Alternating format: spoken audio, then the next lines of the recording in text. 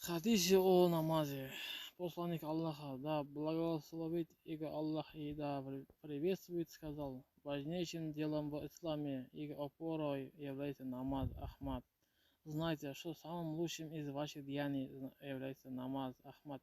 Аллах Всемогущий сделал обязательными 5 молитвы, и тот, кто совершил обязательное омовение и молитвы в установленное для молитвы время, и совершал полноценное пояснение земной поклоны и соблюдал в молитвах смирение. Тот имеет от Аллаха обещание, что он просит его, а тот, кто не сделал этого и не имеет обещания от Аллаха. И если Аллах пожелает, то просит его, а если пожелает, накажет. Абу Дауд. Наибольший близость к своему Господу раб достигает во время совершения наземного поклона. Муслим. Первое, за что будет произведен расчет с рабом Аллаха в день воскресения, будет намаз. И если намаз его будет хорош, то хорошими будет и все остальные его деяния. А если же намаз его окажется негодным, то и остальные его деяния окажутся негодными. Ат-Табарани. Кто обыграл 5 обязательных намазов, совершал как следует их пояснение и земные поклоны, соблюдая установленное для них время, и знал, что это истинное предписание Аллахом, тот выйдет в рай. Ахмад. Тот, кто пропустил намаз, подобен лишившему свое семя и имущество. Ибн Хабибан. Кто забыл о намазе или проспал его, то искупление этому будет совершение этого намаза, как только он вспомнит о нем. Муслим. Для кто забыл о намазе или проспал его, то искупление этому будет совершение этого намаза, как только он вспомнит о нем. Для того, кто будет бережлив к своему намазу, он станет светом ясным. Доказательство и спасение в дне воскресения, а для того, кто будет бережлив к нему, не будет ни света, ни ясного доказательства, ни спасения. И в день воскресения он окажется вместе с фараоном Хаманом и Убаем ибн Халифом. Ахмад. Не совершается молитва после утренней молитвы и до восхода солнца, а также за после полуденной молитвы до исчезновения солнца и горизонтом. Муслим. Тот, кто успел совершить земной поклон, сажда после обедной аср молит прежде, чем зашло солнце, и тот, кто успел совершить сажда утренней молитвы, прежде чем зашло солнце, тот застал молитву. Муслим. Время утреннего намаза с момента зари до восхода солнца. Муслим. Совершающий ночью намаз коллективно подобен тому, кто оживал полночи, а совершивший утренний намаз коллективно подобен ожившему всю ночь. Муслим. Совершивший утренний намаз находится под защитой Аллаха. Муслим. Кожа идущих в мраке на намазе будет светить полноценным нуром в день великого суда. Абу Дауд. 2 раката утреннего намаза лучше, чем весь мир и то, что в нем. Муслим. Когда любой из вас засыпает, шайтан завязывает у него на затылке 3 узла, ударяя по каждому из них и говоря: ночь твоя будет долгой и свежей. Если человек проснется и поминает всемогущий и велик Аллаха, развивается один узел, если он совершит омовение, развивается 2 узла. А если совершит молитву, то развивается все узлы. И человек проснется утром бодрым и довольным. Иначе же он устанет от сна в дурном расположении духа и будет вялым, бесценным. Муслим. Совершайте вечернюю магриб молитву, как только зайдет солнце. От Табарани. Время вечерней магриб может длиться до исчезновения вечерней зари. Муслим. Нет покинет мой последователи благо и благополучие до тех пор, пока не начнут они составлять вечернюю молитву до момента проявления звезд. Ахмад. Если бы это не было обременительно для моей общины, то я повелел бы им откладывать совершение молитвы еще до первой, третьей ночи или до середины ночи. От Тирмизи. Джабир, да будет доволен им Аллах, рассказывал: иногда пророк, да благословит его Аллах и приветствует, торопился с ночи молитвы, а иногда медлился с ней. Когда он видел, что народ уже совался, то совершал молитву пораньше. Когда же люди запаздывали, он откладывал намаз. Бухари, Муслим. Этика сна в исламе. Сон удивительный дар Всевышнего Аллаха, благодаря которому мы отдыхаем Восстанавливаем силы. И в исламе есть правила, которые помогают нам отдохнуть в течение ночи для того, чтобы провести продуктивный день в поклонении Всевышнему Аллаху и совершении благ дел. Не рекомендуется спать до ночной молитвы. Совершается, что Абу Бакр Барза забудет доволен им Аллах, сказал посланник Аллаха, да благословит и Аллах и приветствует. Не люблю спать до ночи молитвы и вести разговор после нее. Бухари. Рекомендуется совершить уитр намаз перед сном. Эта молитва совершается после ночного намаза. Желательно совершить омовение перед сном. Поступая таким образом, мы получим прощение от Всевышнего Аллаха и защиту ангелов. Посланник Аллаха, да благословит его Аллах и приветствует, сказал: о голубе того, кто проводит ночь в омовении, находится ангел. И когда человек просыпается, ангел обязательно говорит: о Аллах, проси такого то твоего раба, ибо он спался омовением. Ибн Хибан. Следует поминать Всевышнего Аллаха, прочитать что-либо из Корана перед сном, как это делал посланник Аллаха, да благословит его Аллах и приветствует, спать на правом боку. Посланник Аллаха, да благословит его Аллах и приветствует, отдавал предпочтение с правой стороне, правой руки и ложась отдыхать. Он ложится на правый бок, этому можно найти и медицинское объяснение. Сердце и желудок находятся с левой стороны, и поскольку это жизненно важные органы, то одновременно их может нанести определенный вред организму. По этой причине врачи советуют ложиться на правый бок, не желательно на животе. Посланник Аллах, да благословит его Аллах и приветствуется, говорил, что не следует спать на животе. Если приснился плохой сон, не говорит об этом другим. Желательно совершить намаз таджуд во время последней третьей ночи, когда это возможно. Мужу желательно разбить жену, а жене мужа, чтобы совершить тахаджуд или утренний намаз. Супруги, которые делают это регулярно, будут записаны среди тех, кто часто поминает Всевышнего Аллаха. Посланник Аллаха, да благословит Аллах и приветствует, сказал: если кто-либо признает разбить супругу и они вместе совершат двухкратный намаз, именно их обеих Аллах запишет среди имен мужчин и женщин, часто понимающих Аллаха. Абу Дауд. После пробуждения произнеси дуа, которое произнесел посланник Аллаха, да благословит его Аллах и приветствует. После пробуждения, например, хвала Аллаху, который даровал нам жизнь после того, как Он послал нам смерть, и к Нему наше возвращение. Бухари. Сразу же после пробуждения сполнут руки лишь после этого притрагивается к другим вещам. Чему подобна наша жизнь? Одному человеку как-то приснился сон, что его преследует лев. Убегая от него, он забирается на дерево и садится на ветку. Смотрит он вниз и видит, что лев и не думает уходить, а сидит и ждет его. Человек глядит на ветку дерева, на которой он сидит, и видит, что две мыши, одна белая, а другая черная, кружат вокруг нее и постепенно перегрызают ее так, что она очень скоро может упасть на землю. Человек снова смотрит вниз и видит, что к дереву подползла большая черная земля и уселась под ним. Она открыла рот и ждет, когда она упадет вниз. Человек смотрит вверх и видит, что с одной веток дерева капает мед. Она пробует на вкус сопля меда, и она оказывается такой сладкой и вкусной, что она начинает жадно есть мед. Ловив оба всех грозящих ему опасностях, через некоторое время он просыпается. За объяснением этого сна человек обращается к благочестивому учению, и тот объясняет ему смысл сна. Лев, который ждет твоего падения, это смерть.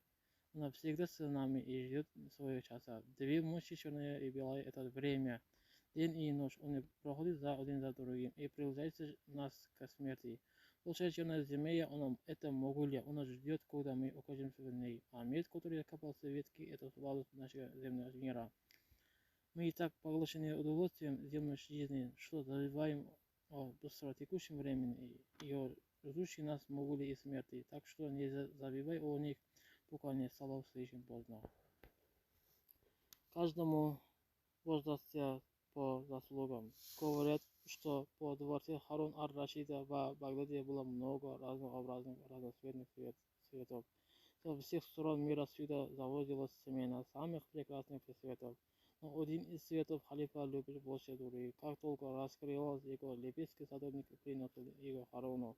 Халиф держал при себе этот цветок до самого увядания и не перестал восхищаться его ароматом. Он поручил садовнику внимательно следить и охранять цветы. Но этот человек подлежал особому вниманию, потому что этот цветочный куст плодоносил всего лишь раз в год и приносил лишь один цветок. Старый садовник понял все поручения халифа, защищал этот цветок от холода и жара, днем и ночью возился с ним, но, как говорится, чего боишься, от того и не скроешься. Когда пришло время цветения, садовник с утра пришел в сад, чтобы сорвать цветок и отнести Харуну. Но когда он подошел к кусту, то не поверил своим глазам. Живший в саду соловей срывал кривом лепестки цвета и выбрасывал на землю. Садовник в страхе и огорченный явился к халифу. Рассказал ему, что произошло. Харун не растерялся, молвил, только ничего старик, ничего деяния не останется без ответным, и соловей получит по заслугам. С этого случая прошло какое-то время, но садовник не забыл соловья, погубившего любимый цветок халифа, запомнил его приметы. Иногда он видел птицу в саду, наблюдал за ней со стороны и задумывался над словами халифа. Однажды утром он пришел в сад и увидел, что только само соловья схватил большая змея, и садовник стал проглотить.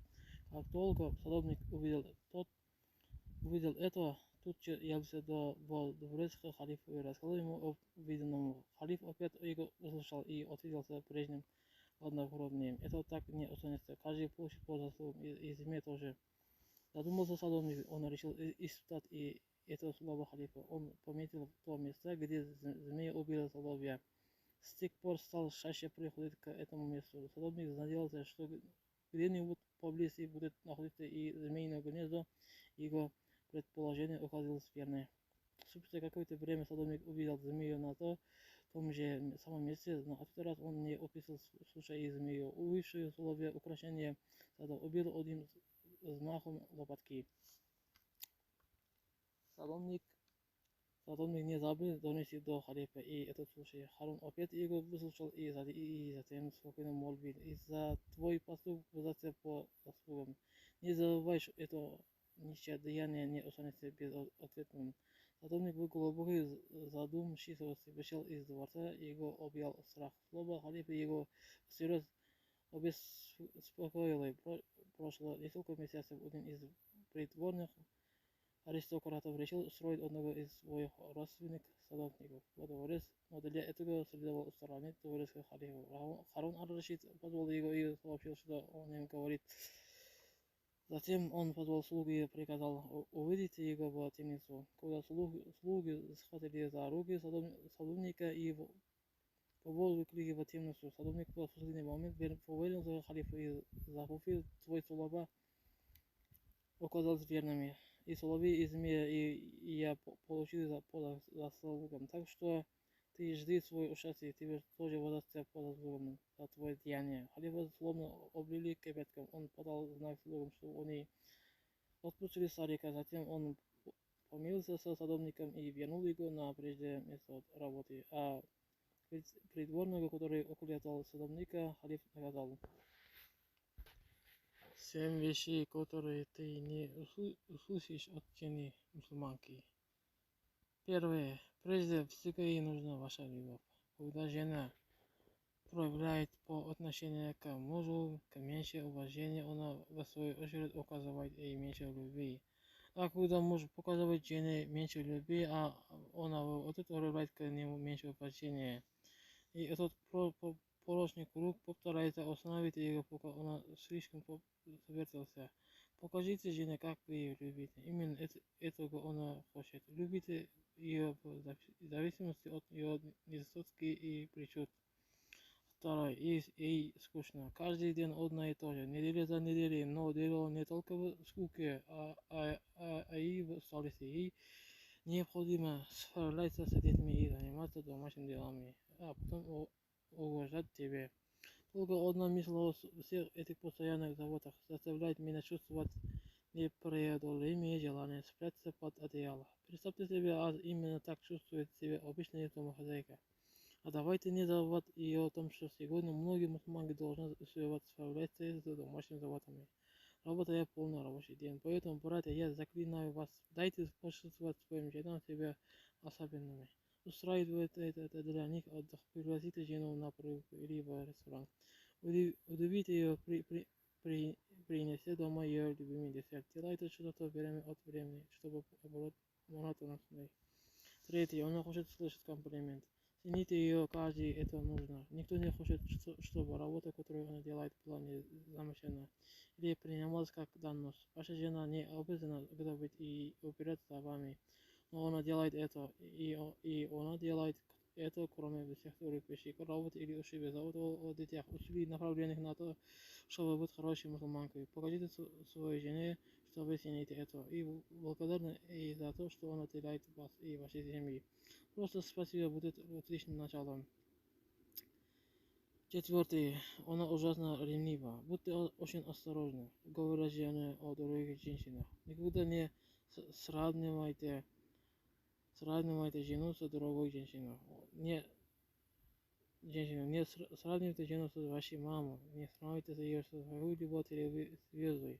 Ни за что никогда не сравнивайте ее со своей бывшей женой или другими женами. Он хочет верить и думать, что она центр вашего мира. Сделайте так, чтобы он чувствовал это. Даже жены пророка, мир ему и благословение Аллаха ревновали. Айша, да будет Аллах доволен и ревновала Хадиджи. Да будет Аллах доволен и который не было в живых. Будьте готовы и правильно воспринимайте подобную ревность со стороны своей жены. Пятое. Она хочет, чтобы вы могли и развиваться как мусульманки. Важно, чтобы мужчина занимал роль лидера в семье. Это проблема большинства мусульман сегодня. Они не только не могут быть хорошими лидерами, но даже больше лидерства вынуждены взять на себя женщины, матери и даже другие женщины и их жены. Ваша жена хочет, чтобы вы были ее лидером. А что может быть лучше, чем показать ей, как усовершенствоваться как мусульманки, но вы не можете указать ей, как быть лучше, если сами не очень хороший пример. Поэтому увеличите свой иман, работайте над собой, и он будет тянуться к вам. Шестое. Она не любит придраться, но счастливы сами виноваты. Общепринятый миф о том, что женщины любят придраться, не полностью соответствует действительности. Конечно же, есть люди, как мужчины, так и женщины, которые вы все время недовольны. Что бы вы ни делали, они всегда найдут недостатки во всем. Поэтому мусульмане должны быть очень осторожны со своими призраками. Они не должны недооценивать то, что для них делают мужья. Но очень часто именно вы являетесь причиной, почему он не может содержать недовольные речи. Может быть, вы сами все время ищете в ней недостатки, и поэтому он вынужден указывать вам на ваши.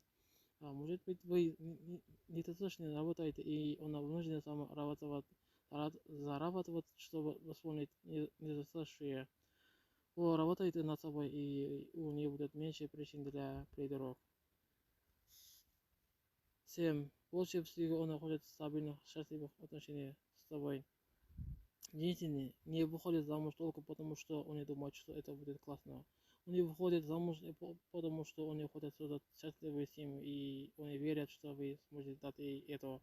Кроме религиозных обязательств, это самое главное в ее жизни. Счастливая, стабильная мусульманская семья, и вы можете ей дать это, изменить свое поведение по отношению к ней. Будьте хорошим мужем, будьте добры, покажите, что вы любите ее. Но не угрожайте разводом или второй женой. Использование таких угроз может негативно отразиться на вашем браке. Доверьтесь Аллаху, берегите зловещих, которые расставляет шайтан. Будьте терпеливы с нею, ведь больше всего шайтан хочет разрушить ваш брак.